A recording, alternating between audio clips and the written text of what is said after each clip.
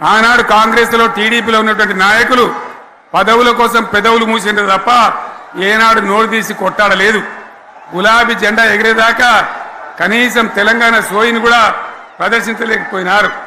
మీ అందరికీ తెలుసు, తెలంగాణ కోసం అవసరమైన ప్రతి సందర్భంలో పదవులు త్యాగం చేసిన వాళ్ళు బీఆర్ఎస్ బిడ్డలు అని చెప్పి నేను గర్వంగా మనవి చేస్తా ఉన్నా. ఉమ్మడి రాష్ట్రంలో మంత్రులు కాలేదా? ఎమ్మెల్యే కాకముందే అల్లుని మంత్రిని చేయలేదా? హరీష్ రావును ఎమ్మెల్యే కాకముందే మంత్రిని చేసిండు కదా. 6 మంత్రి పదవులు, 9 పదవులకు తెలంగాణ తాకట్టు అని కరపత్రం తీసినాం మేము. 2004లో వీళ్ళు ఎప్పుడైతే రాజశేఖర రెడ్డి గవర్నమెంట్లో ఉన్నారో మరి తెలంగాణ రాష్ట్ర సమితి అని పెట్టుకున్న తర్వాతనే కదా తెలంగాణ రాష్ట్రానికి మంత్రులు కాలే వీళ్ళంతా. హరీష్, నాయన్ నరసింహారెడ్డి, సంతోష్ రెడ్డి, ఇంకా 3, ఇంకా మొత్తం టోటల్ 6 మంది వీళ్ళు రాజశేఖర రెడ్డి ప్రభుత్వంలో వీళ్ళు మంత్రులు. ఇక్కడ కాదు, ఆయన కడప ఇన్ఛార్జు, ఆయన ఈస్ట్ గోదావరి ఇన్ఛార్జు, ఆయన వెస్ట్ గోదావరి ఇన్ఛార్జ్లో పోయినారు వీళ్ళు మొత్తం.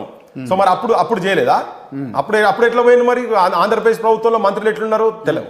తెలంగాణ వచ్చేదాకా కావాలి కుక్క లెక్కుంటా, తెలంగాణకే మేము మంత్రులకు అవుతాము, తెలంగాణలో మేము ఎమ్మెల్యేలు అవుతామని చెప్పి రాజీనామా చేసిన వాళ్ళు 6 నెలలు తిరగకముందే మళ్ళీ ఎన్నికలు ఏంది భీకరమైన పోరాటం జరుగుతున్నప్పుడు నేను చెప్తున్నా 2009లో రిజైన్ చేసి మళ్ళీ నిలబడ్డారు.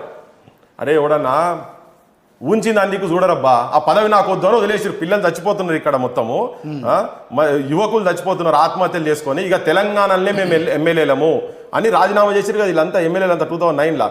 చేసిన తర్వాత మళ్ళీ తెలంగాణ రాకముందే మళ్ళీ ఎమ్మెల్యేలే అసెంబ్లీలోకి వచ్చి అదే ఆంధ్రప్రదేశ్ అసెంబ్లీలో కూర్చున్నారా లేదా వీళ్ళంతా? మరి అది ఫ్యాక్టే కదా.